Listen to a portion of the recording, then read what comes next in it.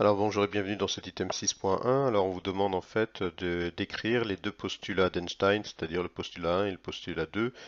Alors vous avez à peu près, je veux dire, 5 minutes pour les écrire.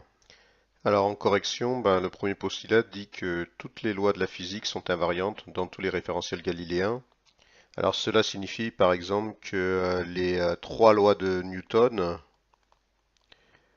ou encore les trois lois de Kepler peuvent être appliqués dans un référentiel galiléen ou dans tout référentiel galiléen. Alors qu'est-ce que c'est un référentiel galiléen? Alors c'est un référentiel, comme c'est indiqué ici, qui est en translation rectiligne et uniforme par rapport à un autre référentiel qui est galiléen. Vous devez connaître cette définition du référentiel galiléen. Alors par exemple, j'ai dessiné deux référentiels, un référentiel qui est terrestre et qui est en bleu, et que j'ai appelé R1, et un autre référentiel que j'ai mis en rouge là, qui est lié au bus, c'est le référentiel R2.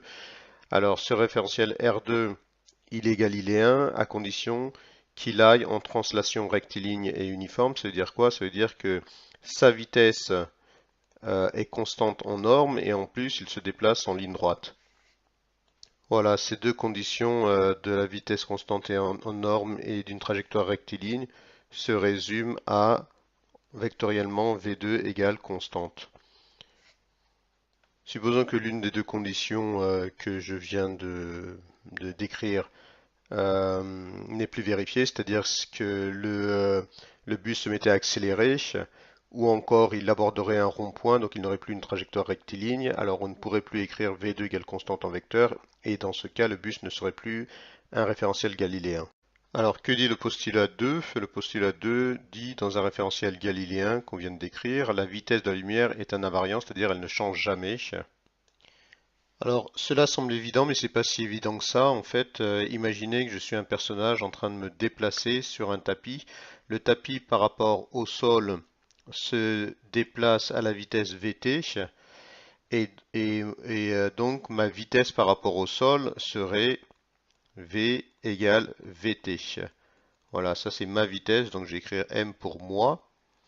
Voilà, et si maintenant je me mets à marcher par rapport au tapis, donc je marche à la vitesse, on va dire v0, voilà. Donc ma nouvelle vitesse serait la vitesse du tapis plus la vitesse à laquelle je marche. Alors on appelle cette loi la loi des compositions des vitesses. Alors elle est vérifiée, on va dire, lorsque les vitesses sont assez faibles, c'est-à-dire loin, c'est-à-dire si ou la vitesse du tapis ou ma vitesse sont très lentes par rapport à la vitesse de la lumière.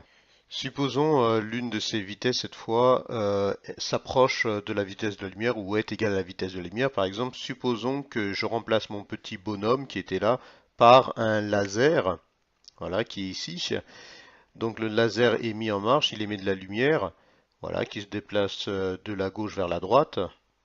Eh bien, le postulat d'Einstein dit que la formule précédente de composition des vitesses n'est plus valable. Et il dit en particulier que la vitesse de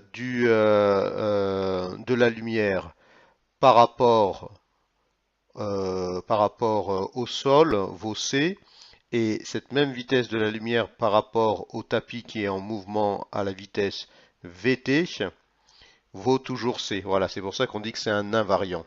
D'accord? C'est comme c'est écrit ici. Alors c'est très curieux, mais bon, c'est comme ça que fonctionne la lumière. Voilà.